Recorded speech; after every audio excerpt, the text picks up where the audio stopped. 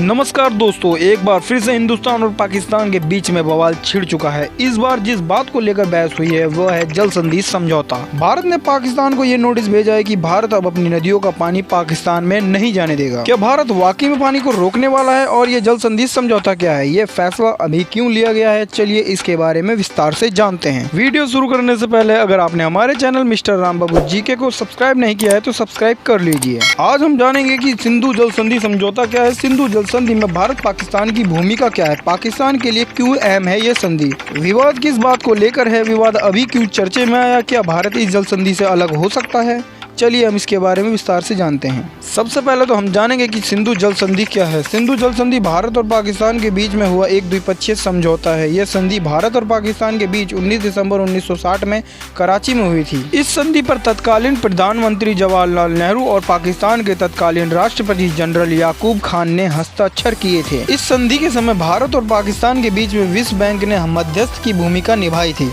अब हम जानेंगे कि संधि में भारत पाकिस्तान की भूमिका क्या है। इस संधि के अनुसार भारत और पाकिस्तान के बीच 6 नदियों के पानी का बंटवारा हुआ था। इन 6 नदियों के नाम हैं व्यास, रावी, सतलज, झेलम, चिनाब और सिंधु। इस समझौते के अनुसार पूर्वी क्षेत्र की नदियां व्यास, रावी और सतलज पर नियंत्रण का अधिकार भारत को मिला।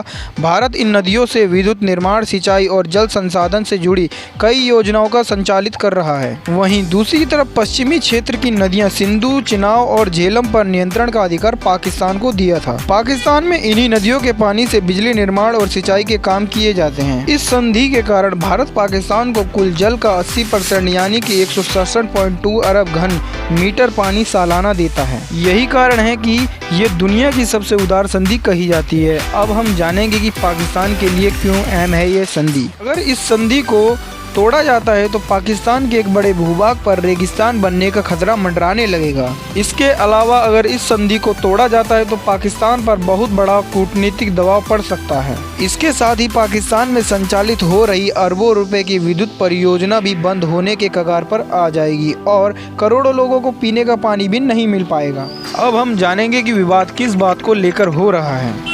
सिंधु जल संधि में विवाद भारत की 2 पनबिजलियों को लेकर हो रहा है। सिंधु की सहायक नदियों पर बनने वाले 330 मेगावाट की किशन गंगा पनबिजली की परियोजना का निर्माण 2007 में हुआ था। इसी बीच 2013 में चिनाब पर बनने वाले रातेल पनबिजली संयंत्र की आधारशिला रखी गई थी। पाकिस्तान ने इन 2 परियोजना का विरोध किया और कहा कि भारत सिंधु जल संधि का उल्लंघन कर रहा है। किशन गंगा परियोजना को लेकर पाकिस्तान ने दावा किया है कि इसके कारण पाकिस्तान में बहने वाला पानी रुक रहा है। 2015 में पाकिस्तान इस मुद्दे को लेकर विश्व बैंक पहुंच गया और किशन गंगा और रातेल जल विद्युत परियोजना से जुड़े विवाद को सुलझाने के लिए एक निष्पक्ष विशेषज्ञ की नियुक्ति की मांग की और अगले ही साल पाकिस्तान ने अनुरोध वापस ले लिया और अपनी आपत्तियों पर निर्णय लेने के लिए मध्यस्थता अदालत की मांग की। 2017 में विश्व बैंक ने कहा कि भारत को 1960 की संधि के तहत कुछ प्रतिबंधों के साथ झेलम और चिनाब की सहायक नदियों पर पनबिजली सुविधाओं का निर्माण करने की अनुमति है और इसके बाद मई 2018 में प्रधानमंत्री नरेंद्र मोदी ने किशन गंगा परियोजना का उद्घाटन किया। अब हम जानेंगे कि विवाद अभी क्यों चर्चे में आया। सिंधु जल संधि के चर्चे में आने का कारण है संधि में संशोधन को लेकर भारत द्वारा पाकिस्तान को